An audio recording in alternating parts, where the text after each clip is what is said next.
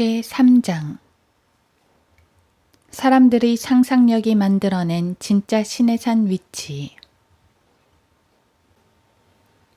지난번에는 미디안 땅에 시내산이 있다는 주장을 하나하나 살펴보며 성경 번역의 오류와 개인의 편견이 얼마나 많은 오류들을 만들어내고 있는지 성경적으로 반박했다. 이번에도 역시 성령님의 조명을 받아서 그들의 주장을 면밀히 살펴보고 성경을 토대로 바로잡아 나가고자 한다. 이 복음으로 인하여 내가 악을 행하는 자처럼 매여서까지 고난을 받고 있으나 하나님의 말씀은 매이지 아니하느니라. 디모데후서 2장 9절.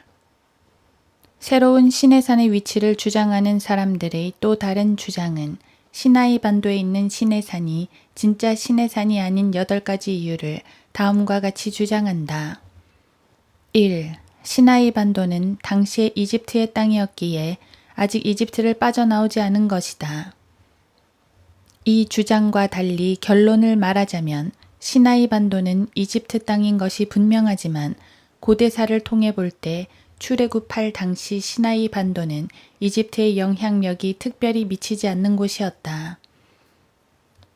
저자는 떨기나무 398쪽에서 애굽에서 탈출하고자 홍해를 건넌 이스라엘 백성이 다시 애굽 영토인 그곳으로 돌아가서 11개월을 살았다는 것은 어불성설이다 라고 말하고 있다. 저자는 시나이 반도의 동편인 느웨이바 지역까지가 당시 이집트의 영토였다는 전제하에 그렇게 주장하고 있는 것이다. 그러나 시나이 반도가 분명히 이집트 영토로 되어 있지만 하나님의 언약의 백성인 이스라엘 백성들이 출애굽할 당시인 3500여 년 전에는 그렇게 중요하게 여겨지지 않았다는 것이다. 이에 대해 이스라엘이 수에즈만 홍해를 통해 이집트를 빠져나왔다는 것을 주장하기 위해 당시 시나이 반도는 이집트 땅이 아니었다고 주장하는 사람들도 있다. 하지만 그에 대한 부분은 이집트의 고 지도마다 달라서 명확하지가 않다. 그렇다면 시나이 반도가 당시 이집트 땅이었다는 가정하에 생각해 볼 수 있는 부분은 다음과 같다. 이스라엘은 당시 수에즈만 홍해를 건넜지만 시나이 반도에 들어와 있는 이상 이집트 땅을 완전히 빠져나온 것은 아니었다. 다만 이집트인들이 살던 라메세스, 즉 그들이 노예로 살았던 고센 땅에 있는 그들의 면전에서 빠져나왔을 뿐이었다. 당시 시나이 반도, 곧 서북쪽에 있는 홍해를 건넌 시내 반도에는 사람들이 거의 살지 않는 무주공산과 같거나 아니면 이집트의 영향력이 미미하게 미치는 곳이었을 것으로 추정할 수 있다. 그러나 하나님께서는 백성을 홍해의 광야길을 통과하도록 인도하셨으니 이스라엘 자손이 이집트 땅에서 나오면서 무장을 하고 올라가더라. 출애굽기 13장 18절. 내가 너희 조상을 이집트에서 인도하여 내었더니 너희가 바다까지 왔는데 이집트인들이 병거와 기병들로 너희 조상을 추격하여 홍해에 이르렀느니라. 여호수아 24장 6절.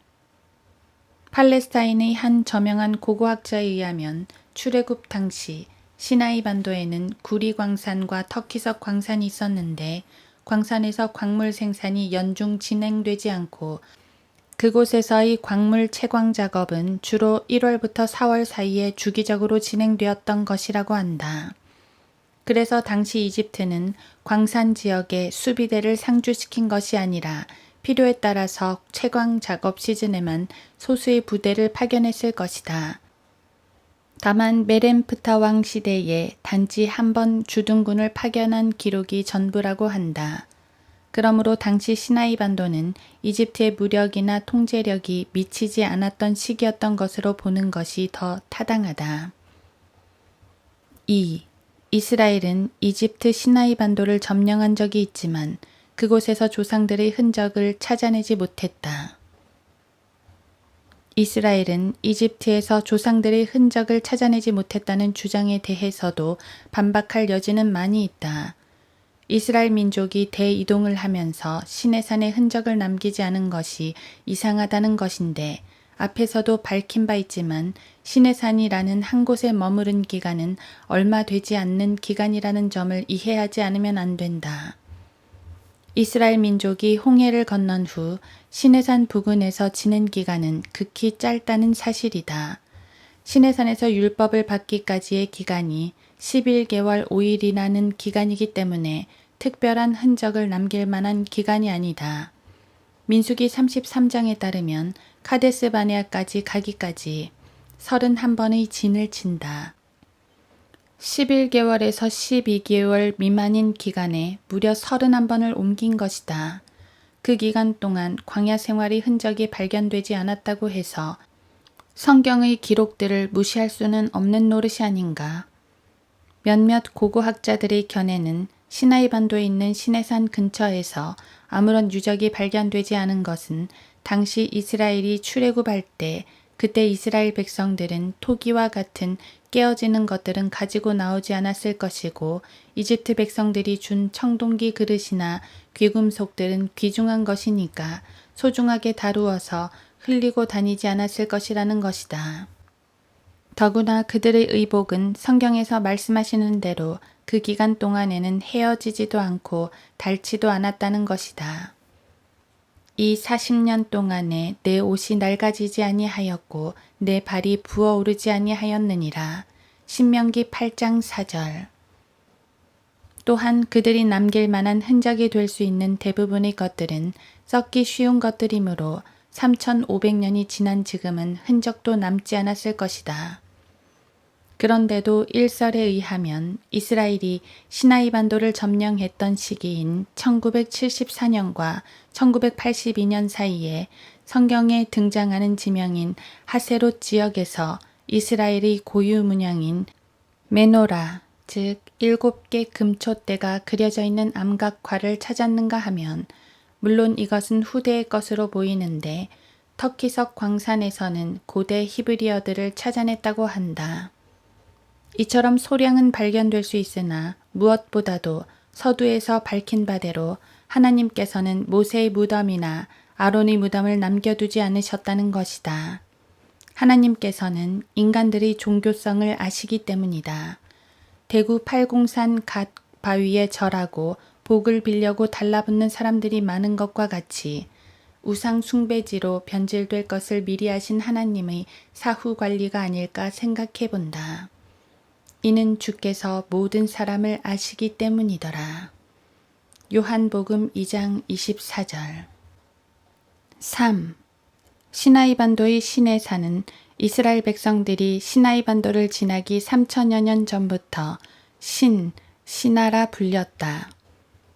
이것은 시나이 반도와 출애굽 때 언급된 시내산과는 아무런 관련이 없다. 이 주장은 시나이 반도가 출애굽 이전에도 시나이 반도라고 불렸으므로 시내산이 모세가 출애굽 당시 율법을 받은 시내산이 아니라는 말은 아무런 관련도 없고 설득력도 없다.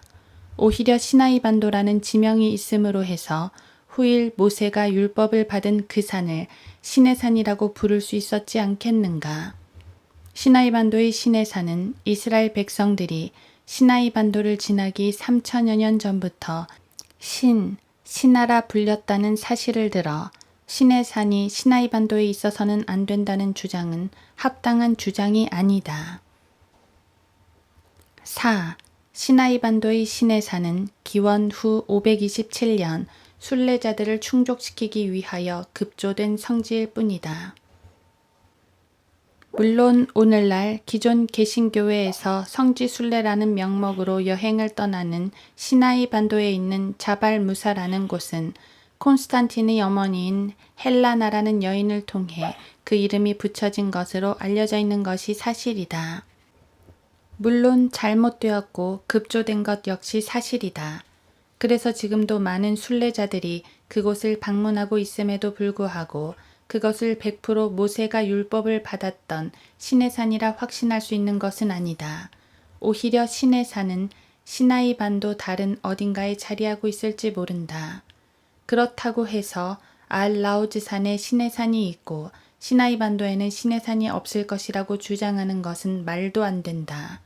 오늘날 그곳 시나이 반도에 특별한 근거도 없이 시내산을 정해놓고 수도원을 짓고 순례객들을 맞이하고 있는데 이것은 무의미한 일이다. 모조품들을 만들어내는데 달인들인 카톨릭의 주장일 뿐이다. 그렇다고 해서 떨기나무의 저자의 주장이 모두 다 옳은 것은 아니다. 5. 출애굽해서 10계명을 받기까지 11개월 5일 동안 이집트 땅에 있었다는 것은 말이 되지 않는다. 저자는 출애굽한 후 홍해를 건너고 마라와 엘림을 지나 신광야를 통과한 이스라엘 백성들이 시내산 및 광야에 들어와서 떠날 때까지 11개월 5일을 있었는데 이집트 군사들이 뒤쫓아오는 상황에서 11개월 5일 동안 애굽 땅에 있었다는 것은 어불성설이라고 주장하는데 이러한 주장은 앞서서 살펴본 대로 이집트의 고대 영토였다고 하더라도 영향력을 행사하지 않은 것으로 여겨진다. 성경에 의하면 이스라엘은 숫곳에 진을 치고 이후 에담의 진을 쳤다. 이스라엘이 에담의 진을 쳤을 때 처음으로 불기둥과 구름기둥이 등장하는 것을 볼 수 있다. 고센에서 에담까지는 불기둥과 구름기둥이 필요했는지 확실치 않지만 에담 이후로는 불기둥과 구름기둥이 등장한다. 저자의 주장대로 시나이 반도를 가로질러 아카바만이 있는 곳에 에담이 있고 거기서부터 불기둥과 구름기둥이 나타나기 시작했다면 문제가 된다. 그들이 그 머나먼 길을 걸어서 밤낮으로 진군하는 데 있어서 필요한 불기둥과 구름기둥이 시나이 반도 광야를 지난 다음에야 나타난다면 이상하지 않는가. 이에 대해서 저자는 이스라엘을 특별한 방법으로 시나이 광야를 가로질러 통과하도록 하셨다고 주장한다. 너희는 내가 이집트인들에게 어떻게 했으며 내가 어떻게 독수리들의 날개들로 너희를 실어 내게로 데려왔는지 보았느니라. 출애굽기 19장 4절. 저자가 인용한 이 성경 말씀대로 이스라엘을 독수리의 날개로 실어왔다고 말하면 끝날 일 같지는 않다. 그렇다면 다른 여정에도 불기둥과 구름기둥이 필요 없었을 것이기 때문이다. 그들이 숫곳에서 그들의 여정을 시작하여 광야의 끝에 있는 에담의 진을 쳤는데 주께서 낮에는 구름기둥으로 그들 앞에 가시어 길을 인도하시고 밤에는 불기둥으로 그들에게 빛을 주시어 주야로 가게 하시니 주께서 낮에는 구름기둥을 밤에는 불기둥을 그 백성 앞에서 없애지 아니하시니라. 출애굽기 13장 20에서 22절. 이스라엘이 숫곳을 벗어나 진을 친 에담부터는 피하히롯을 지나 홍해를 건너야 하고 이어서 술 광야로 들어가 시나이 반도에 있는 호렙산까지 가는 길에 하나님의 도우심이 꼭 필요했던 상황이다. 그러므로 모세가 이스라엘을 홍해에서 인도하니 그들이 술 광야로 가서 광야에서 3일을 갔으나 물을 찾지 못하더라. 출애굽기 15장 22절. 불기둥과 구름기둥은 낮의 더위와 밤의 추위를 막아주시기 위한 도구로서 그들의 여정에 있어서 꼭 필요한 보호장치이다. 거기에다 저자 말대로 람셋에서 곧바로 숫곳을 지나 시나이 반도를 횡단해서 아카바만으로 홍해를 건넌 후 3일 낮과 밤을 쉬지 않고 이동한다는 것은 어린이와 노약자들이 많은 상황에서 무리일 수밖에 없다. 또 다른 한 가지는 숫곳에서 바로 시나이 반도를 횡단했다면 비록 폭은 좁지만 수에즈만의 홍해 위쪽에 있는 물도 건너야만 한다. 이 물은 홍해와 지중해를 연결하는 물들이다. 그렇다면 이스라엘 민족은 어떤 형태로든지 수에즈만 홍해 위에 있는 강, 즉 수에즈만과 연결되는 지중해의 지류 등 어떠한 형태로든 물을 건너야만 한다. 김승학 씨와는 별개로 수에즈운하 상류에 있는 비터 호수, 곧 갈대바퀴를 건넜다고 주장하는 사람들도 있다. 필자의 생각은 그 당시 상황으로서는 그곳에 튼튼한 다리가 건설되어 있을 리가 없었을 것이므로 그 많은 사람들과 가축들이 그 물을 건너는 것도 큰 난관이 아닐 수 없다. 이렇게 되면 이스라엘은 그 물을 건너서 시나이 반도를 횡단한 후 다시 아카바만 홍해를 건너야 하는 문제가 발생한다. 그러나 성경은 이러한 문제에 대해서 전혀 언급하고 있지 않다. 민수기 33장은 모세가 출애굽 경로, 즉 홍해를 건너기 전에 몇 번의 진을 쳤는지와 그 장소를 정확하게 기록하고 있다. 모세가 주의 명령에 의하여 그들의 여정을 따라 그들의 행진을 기록하였으니 그들의 행진에 따른 그들의 여정이 이러하니라. 그들이 첫째 달에 라메세스에서 출발했으니 첫째 달 15일에 곧 6월절 다음 날에 이스라엘 자손이 모든 이집트인들의 목전에서 의기양양하게 나왔더라. 이는 이집트인들이 주께서 그들 가운데서 치신 그들의 모든 첫 태생들을 장사 지냈으며 주께서 그들의 신들에게도 심판을 내리셨음이더라. 이스라엘 자손이 라메세스에서 떠나 숫곳에서 진을 쳤고 그들은 또 숫곳을 떠나 광야의 끝에 있는 에담에 진을 쳤고 에담을 떠나 바알스폰 앞 피하히롯으로 다시 돌아가서 믹돌 앞에 진을 쳤더라.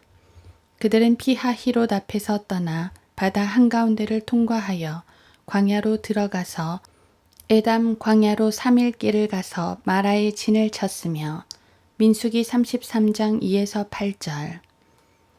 그러므로 에담 광야 끝은 그 물들을 건너기 전까지며 에담에서 다시 남쪽으로 내려와 믹돌과 바다 사이 피하히롯에 진을 쳤을 때 출애굽기 14장 2절. 파라오와 그의 군대가 그들을 뒤쫓아온 것이다. 그러나 이집트인들이 그들을 뒤쫓았으니 곧 모든 말들과 파라오의 병거들과 그의 기병들과 그의 군대라. 바알스폰 맞은편 피하히롯 곁 바닷가에 진을 치고 있는 그들에게 다다르니라. 출애굽기 14장 9절. 그때 이스라엘은 하나님의 기적적인 도우심으로 홍해바다 한가운데로 가로질러 건넌 후 에담 광야로 들어선 것이다. 출애굽기 33장 2에서 8절. 에담 광야는 시나이 반도 서쪽 수에즈만 홍해에 맞닿아 있으며 그 위로는 술 광야가 있다. 모세는 홍해를 건넌 이후에 그들의 여정에 대해서도 어디에 진을 쳤는지도 다음과 같이 정확하게 기록하고 있다. 그들이 마라에서 떠나 엘림에 이르니 엘림에는 샘물 12과 종려나무 70그루가 있으므로 그들이 거기에 진을 쳤더라. 그들이 엘림에서 떠나 홍해 옆에 진을 쳤으며 홍해에서 떠나 신광야에 진을 쳤으며 신광야에서 그들의 여정을 떠나 돕카이에 진을 쳤으며 돕카에서 떠나 알루스에 진을 쳤으며 알루스에서 떠나 르피딤에 진을 쳤는데 그곳에는 백성이 마실 물이 없더라. 그들이 르피딤에서 출발하여 시내 광야에 진을 쳤으며 시내 광야에서 떠나 키브롯 하타아와에 진을 쳤으며 키브롯 하타아와에서 출발하여 하세롯에 진을 쳤으며 하세롯에서 출발하여 림마에 진을 쳤으며 림마에서 출발하여 림몬 파레스에 진을 쳤으며 림몬 파레스에서 출발하여 림나에 진을 쳤으며 림나를 떠나 리사에 진을 쳤으며 리사에서 이동하여 크엘라다에 진을 쳤으며 크엘라다에서 떠나 사펠산에 진을 쳤으며 사펠산에서 떠나 하라다에 진을 쳤으며 하라다에서 떠나 마켈롯에 진을 쳤으며 마켈롯에서 떠나 타핫에 진을 쳤으며 타핫에서 떠나 타라에 진을 쳤으며 타라에서 떠나 mit카에 진을 쳤으며 mit카에서 떠나 하스모나에 진을 쳤으며 하스모나에서 떠나 모세롯에 진을 쳤으며 모세롯에서 떠나 브네야칸에 진을 쳤으며 브네야칸에서 떠나 홀하깃갓에 진을 쳤으며 홀하깃갓에서 떠나 욤바다에 진을 쳤으며 욤바다에서 떠나 에브로나에 진을 쳤으며 에브로나에서 떠나 에시온가벨에 진을 쳤으며 에시온가벨에서 떠나 진광야 곧 카데스에 진을 쳤으며 카데스에서 떠나 에돔 땅에 있는 호르산에 진을 쳤더라. 민수기 33장 9에서 37절. 6. 이집트 왕자로서 이집트 땅을 잘 아는 모세가 이집트 군인들이 많은 곳으로 이스라엘 백성들을 데리고 갔을 리는 없다. 이러한 주장은 출애굽기 15장 14에서 16절에서 아래와 같이 하나님을 찬양하는 대목에서 그 주장이 사실이 아니라는 것을 밝히 알려준다. 그 백성이 듣고 무서워할 것이요 슬픔이 팔레스티나의 거민들 위에 머무르리라.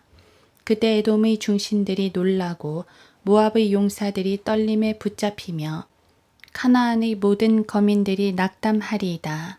두려움과 공포가 그들 위에 내려 주의 팔의 위엄으로 인하여 그들이 돌처럼 조용해지리니 오 주여 주의 백성이 통과하기까지며 주께서 사신 그 백성이 통과하기까지니이다. 주께서 그들을 데리고 오셔서 주의 유업의 산에 심으시리니 오 주여 이는 주께서 거하시려 만드신 곳이요 오 주여 주의 손이 세우신 성소니이다. 출애굽기 15장 14에서 17절. 앞에서도 살펴본 바와 같이 당시 시나이 반도는 이집트 땅이었지만 이집트의 군대도 그곳에 정착하지 않았던 곳이다. 당시에 사람들이 살지 않고 물도 많지 않은 지역이었는데 이집트의 군대가 주둔할 필요가 없었던 곳이었다. 이스라엘 백성들도 홍해를 건너자 물이 없는 곳에서 불평하게 되었고 마라에서 하나님의 기적으로 물을 달게 해주심으로 겨우 마실 수 있었다. 더구나 그곳에 군대가 주둔했다면 르피딤에서 싸워서 이겨야만 했던 아말렉과의 전투는 없었을 것이다. 왜냐하면 이집트의 경계가 삼엄한 곳에 아말렉인들이 마음대로 들어와서 휘젓고 다닐 수 없었을 것이기 때문이다. 아말렉이 거주하던 곳은 시나이 반도 북동부의 가데스 지역에 위치하고 있었다. 창세기 14장 7절. 만일 이스라엘이 아카바만 홍해를 건너 미디안 땅으로 갔다면 그곳에 아말렉과 마주칠 일도 없었을 것이다. 그들은 미디안과 아주 멀리 떨어진 북부에 거주했기 때문이다. 그러나 시나이 반도는 그들이 자주 출몰하던 지역일 것이다. 또한 당시 시나이 반도나 주변 광야 지역은 사람들이 정착을 해서 살만한 곳이 아니었으므로 진공 상태로 남아 있었을 가능성이 더 높다. 아말렉은 이스라엘의 출애굽 여정에 처음 나타난 강력한 물리적인 대적이었다. 영적 싸움에 늘 물리적인 싸움이 동반된다. 특히나 당시 이스라엘 백성들을 뒤쫓아가던 이집트의 군사들은 홍해에서 비참하게 수장당해 버렸다. 그러므로 주의 백성 이스라엘 사람들은 그곳을 통과하기까지 이 소식을 들은 모든 사람들이 돌처럼 조용해지리니 라고 노래하고 있는 것이다. 설사 시나이 반도에 소수의 이집트 군대가 있었을지라도 이스라엘을 쫓아오던 그들의 모든 군사가 목숨을 잃었는데 무슨 만용으로 하나님께서 단단히 붙들고 계시는 이스라엘 백성들을 공격할 용기가 있었겠는가? 만일 그곳에 이집트의 군대가 주둔해 있었다면 아말렉이 마음대로 휘젓고 다닐 수도 없었을 것이다. 이집트를 연구하는 한 학자는 말하기를 이집트의 군대가 광산 주위에 정착하여 주둔한 적이 없었고 단지 시나이 반도 북쪽 지역에 국한되어 있었다고 증언하고 있다. 당시 광산과 관련해서는 이집트인들이 광산 주변을 수비대와 함께 점령하고 주둔하고 있었던 것이 아니고 단지 광부들만을 보내서 일을 하게 했다고 한다. 앞에서도 언급한 바와 같이 그나마도 매년 1년 내내 작업을 한 것이 아니라 경년으로 시즌별로 기간을 다르게 채굴을 했다고 한다. 7. 시나이 반도는 르피딤과 호렙산 사이다. 48km나 떨어져 있어 성경과 다르다. 르피딤에 도착한 이스라엘이 물이 없어 갈증을 느낄 때 하나님께서 모세에게 호렙산의 반석을 쳐서 물을 내라고 말씀하신다. 그렇기 때문에 호렙산과 르피딤은 가까운 거리에 있어야 한다는 것이 저자의 주장이다.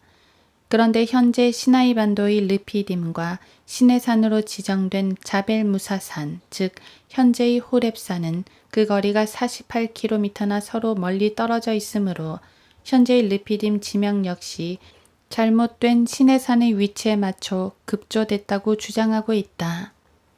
당연히 르피딤과 시내산 사이는 거리가 떨어져 있는 것이 사실이다. 하지만 그것은 아무런 문제가 되지 않고 오히려 자연스러운 것이다.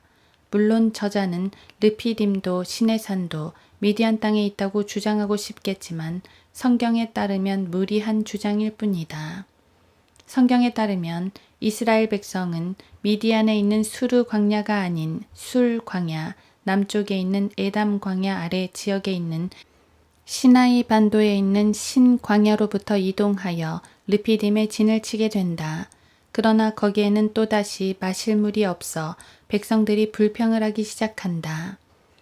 이스라엘 자손의 온 회중이 신 광야로부터 그들의 여정에 따라 이동하였고 주의 명령에 따라 르피딤에 장막을 쳤으나 백성이 마실 물이 전혀 없더라. 출애굽기 17장 1절. 그때 하나님의 명령에 의하여 모세가 바위를 쳐서 물을 나오게 하므로 이스라엘 사람들이 기적을 체험하면서 나아가는데 돌연 아말렉이라는 적을 만나게 되었던 것이다. 이스라엘 민족으로서는 이집트를 벗어난 후 처음으로 맞이하는 전쟁이었던 것이다. 그때 아말렉이 와서 르피딤에서 이스라엘과 싸우니라. 출애굽기 17장 8절. 거친 광야에서 지쳐있는 사람들을 공격하는 아말렉을 통하여 전쟁에 관한 한 하나님께 속해 있음을 모세의 기도를 통하여 배우게 된다. 그러므로 여호수아는 모세가 자기에게 말한 대로 행하여 아말렉과 싸웠고 모세와 아론과 훌은 산 정상으로 올라갔으니 모세가 자기 손을 들면 이스라엘이 이기고 그가 손을 내리면 아말렉이 이기더라. 그러나 모세가 손이 무거워지니 그들이 돌을 가져다가 모세 아래다 놓더라. 그가 그 위에 앉자 아론과 훌이 하나는 이 편에서 하나는 저 편에서 모세의 손을 붙들어 그의 손이 해가 질 때까지 그대로 있더라. 여호수아가 칼날로 아말렉과 그의 백성을 쳐부수니라. 출애굽기 17장 10에서 13절. 아말렉과 전투를 통해 승리를 경험한 이스라엘은 진군을 계속한다. 그 과정에 모세의 소식을 전해 들었던 모세의 장인 이드로가 모세의 아내와 두 아들을 데리고 찾아온다. 모세의 장인 이드로가 모세의 아들들과 모세의 아내와 함께 광야에 이르러 모세에게 오니 그곳은 모세가 하나님의 산에다 진을 친 곳이더라. 그가 모세에게 말하기를 나 그대의 장인 이드로가 그대에게 왔으며 그대의 아내와 그녀의 두 아들도 그녀와 함께 왔노라 하니라. 출애굽기 18장 5, 6절. 이때 이드로는 미디안 땅에서 시나이 반도로 사위를 찾아왔던 것이다. 그 과정에서 모세에게 1000부장, 100부장, 50부장, 10부장이라는 제도에 관한 조언을 주고 떠난다. 출애굽기 18장 12, 22절, 출애굽기 18장 27절. 치열한 전투를 벌인 후 승리한 이스라엘은 르피딤을 떠나 드디어 시내산 앞에 진을 치게 된다. 그들이 르피딤을 떠나 시내 광야에 와서 그 광야에다 장막을 치고 거기서 이스라엘이 그 산 앞에 진을 이루니라. 출애굽기 19장 2절. 이때 르피딤과 시내산의 거리를 알 수 없다. 성경에 기록되지 않았기 때문이다. 다만 분명한 것은 이 일들은 결코 아카바만 건너편 사우디아라비아 땅에서 벌어진 일이 아니다. 특별히 아말렉 족속들을 만나게 되는 것은 비록 그들이 아랍 족속들이라고 하지만 당시 그들이 퍼져 있는 분포도를 볼 때 시나이 반도 쪽에서 만나는 것이 어색한 것이 아니다. 8. 시나이 반도의 무사산 앞에는 250만 이스라엘 백성들이 다 앉을 만한 광야가 없다. 오늘날 기존 시내산으로 알려져 있는 자벨 무사산, 모세산 부근에는 수많은 군중이 거주할 만한 장소가 없다는 것이 저자의 주장인데 당연히 기존 시내산 주변에는 그러한 장소가 없는 것이 사실일 것이다. 이미 알려진 바대로 그곳은 카톨릭, 즉 교황청이 임의대로 지정하고 관리하는 곳이다. 굳이 그곳이 아니더라도 그 넓은 지역에 분명히 하나님께서 예비하신 곳이 있었을 것이다. 다만 지금 사람들이 그 합당한 장소를 찾지 못해줄 수도 있고 전에 말한 바와 같이 하나님께서 숨겨 놓으셨을 수도 있다. 누군가는 주장하기를 250만 명이 머무를 수 있는 광야는 없어도 수십만 명이 앉을 수 있는 2개의 광야들이 그 지역에 있다고 주장하는 사람들도 있다. 또한 3,500년 전의 지형이 그대로인지도 불분명하다. 전 세계적으로 지진 등을 통한 지각 변동도 많이 일어나기 때문이다. 누군가가 말하기를 오늘날 이 지역을 놓고 다투며 논란을 벌이는 것은 어쩌면 생존권 문제, 즉 경제적인 문제와 연결되어 있는지도 모른다는 것이다. 해마다 수많은 순례자들을 실어 나르는 여행사와 여행 가이드를 하며 사는 사람들에게는 현실적인 문제이기 때문이다. 그렇다고 실제 장소가 아닌 곳을 실제 장소인 것처럼 우기는 것은 억지 주장일 뿐 성경적인 주장은 아닌 것은 사실이다. 9. 기존의 출애굽 경로에 의하면 홍해를 건널 필요가 없다. 그렇다. 하지만 작은 지류는 건너야만 한다. 하지만 그들이 홍해를 건너야 했던 것은 하나님의 섭리로 이스라엘 백성들이 라암셋을 출발하여 숫곳을 지나 남하하여 에담의 진을 쳤고 이후 믹도를 지나 피하히롯의 진을 친 후 홍해를 건너야만 했다. 그 이유는 다음과 같다. 파라오가 백성을 가게 한 후 하나님께서는 필리스티아인의 땅의 길이 가까울지라도 그들을 그 길로 인도하지 아니하셨으니 이는 하나님께서 말씀하시기를 혹시 백성이 전쟁을 보면 후회하여 이집트로 돌아갈까 함이라 하심이라. 그러나 하나님께서는 백성을 홍해의 광야길을 통과하도록 인도하셨으니 이스라엘 자손이 이집트 땅에서 나오면서 무장을 하고 올라가더라. 출애굽기 13장 17, 18절.